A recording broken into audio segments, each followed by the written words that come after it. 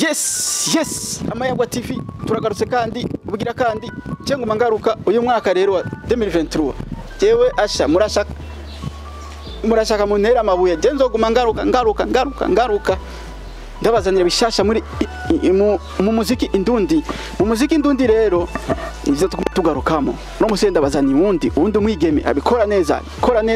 atanga amayimaje asa neza atanga umuziki umeze neza ibintu bisa neza binonosoye neza ariko rero ikibazo ni cya kindi nyene nguma ngaruka ikintu bita views rero eba no munsi uyo mwigeme tugomba tuvuge ko ninde ni Meili mwigeme abyibushe neza te neza asa neza umurundikazi mugabo rero ikibazo rero mwebwe ibinakora umenga abakunzi b'umuziki ndundi nanakimwe mubona teguma nababwira nti Mayagwa TV jewe kutuvyuzi twanje duke nari yakiriye ariko rero mu mangaruka Meili n'umuziki wiwe tubona muguma mu mukintege nk'ubu rero ari indirimbo ishasha imaze nk'indwi nka zitatu indwi zitatu zonyene ariko utuvyuzi twiwe nta kigenda icambere umuziki usa neza umeze neza icakabiri amayimaje asa neza biraboneka yuko yakoresheje uburyo bwinshi ari ibintu by'amabox birimo urumva none je muzonyikira kuri agasima genzoguma kandi ibintu byose genza ndabivuga n'icyago gasima kuri agasima niko gatuma n'umuntu nishavuri duga rikaduga fresh kagira aha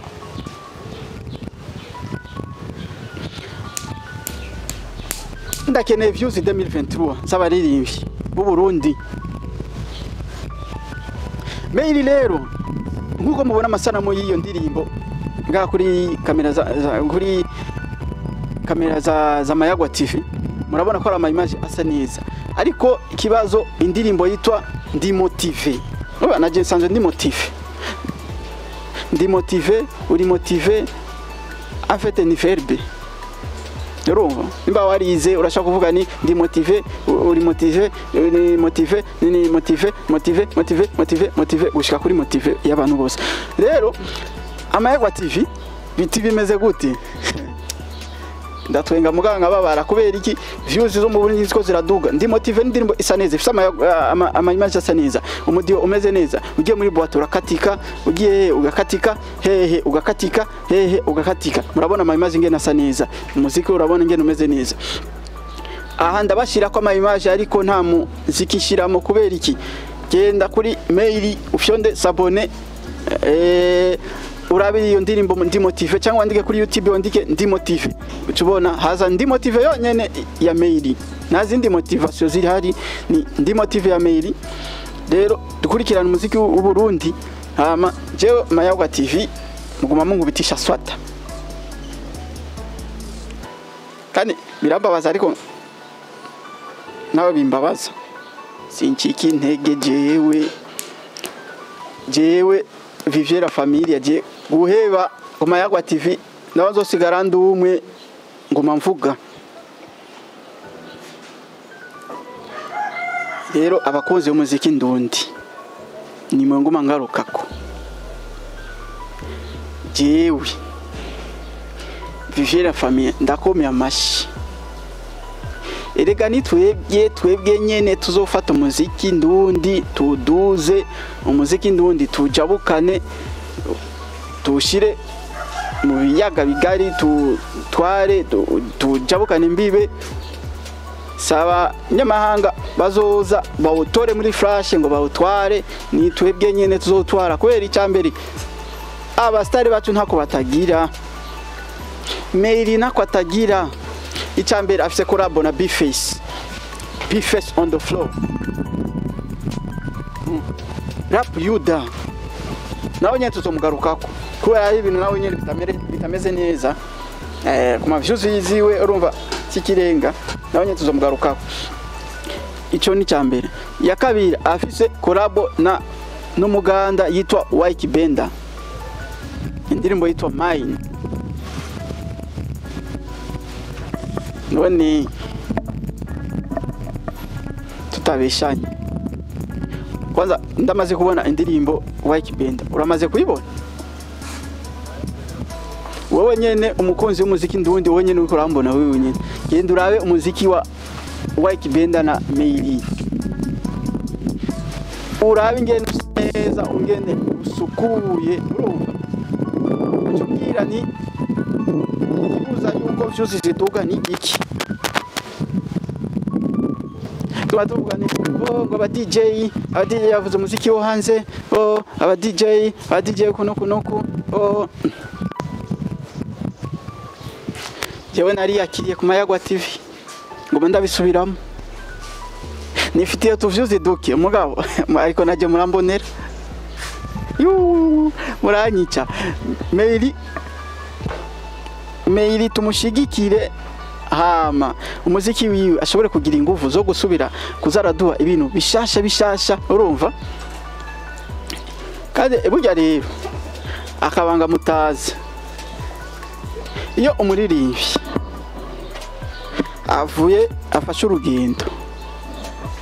imbere yo gufata urugendo agafata umwanya, urumva, akiyumvira burya umuririmvyi kugira yandike indirimbo, yandika indirimbo bivanye n'ukuntu abona ibintu biriko biragenda. Rero iyo yafashe akanya akandika agasohoka akagenda agakora amayimaje asa neza, biko muravyumva, hama akagaruka akadukubitira kuri YouTube ibintu yaramaze iminsi arimo adukorera ibintu vyiza, natwe tukajya dukubita simbona. None mwibaza yuko azosubira kugira ingufu zo kusubira kugenda kutuzanira ibintu bishasha, ibintu bisa neza?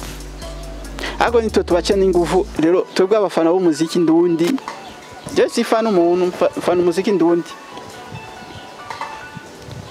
imibaze ngo niko vuga Meili wenyene, n'abandi nzogenda ndabagaruka ko umwe ijisho kurindi. Abastari dufise ni benshi kandi mwese je bose jewe nzobagendera aha nyene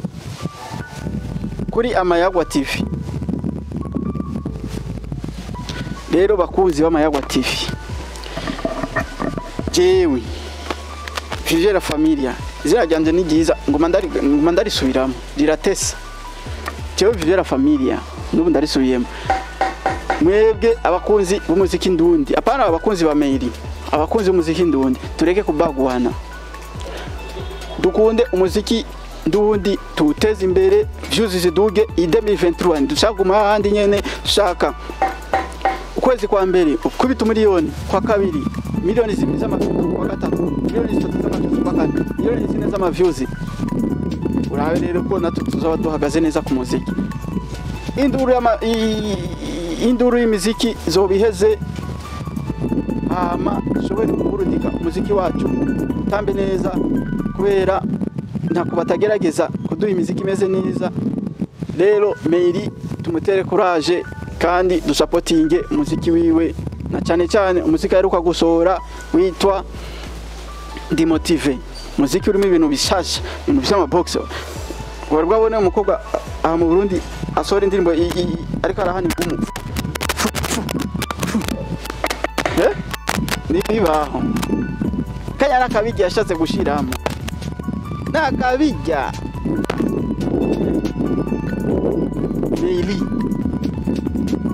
Meili Murundi kazi, muririmvyi kazi. Bakunzi b'Amayagwa TV, ndasubiye kubatumira nkuko sanzwe tubikora. Rero uyu muziki wacu mubona uyu nyene twama tuvuza hirya no hino, nyene abaririmbyi bacu baguma baduhereza. Nta kindi jewe ndabasaba ari uko turaba tukawugira share, tukawurungikira abandi tukawutamba, tugiye mu bubare tukawukatika, tugiye muri boîte tukawukatika, ahantu hose tukawukatika, ebana ibintu byose tukatika, no ku Mayagwa TV tukawukatika. Urumva rero Amayagwa TV tuguma tuganira ku muziki ndundi. Urumva je mumbonye ngaha aha jewe kuri micro iyi zobanzanye no kuvuga umustare umumwe akubise swata, jewe irya ndirimbo akubise swata ifoko ndayiduza iduge ndayishiramo abakunzi b'umuziki ndundi, ndayibashiremo ebana ndayibashonderemo urushinge mushobore kuyumviriza imeze neza, ishobore kugira ikibanza kimeze neza icabuke. Rero abakunzi Mayagwa TV yari Vivia Familia kuri micro, ndabashimiye cyane kubona mwanyihanganiye. Rero nta kindi je nguma nababwira ni umwaka mushasha,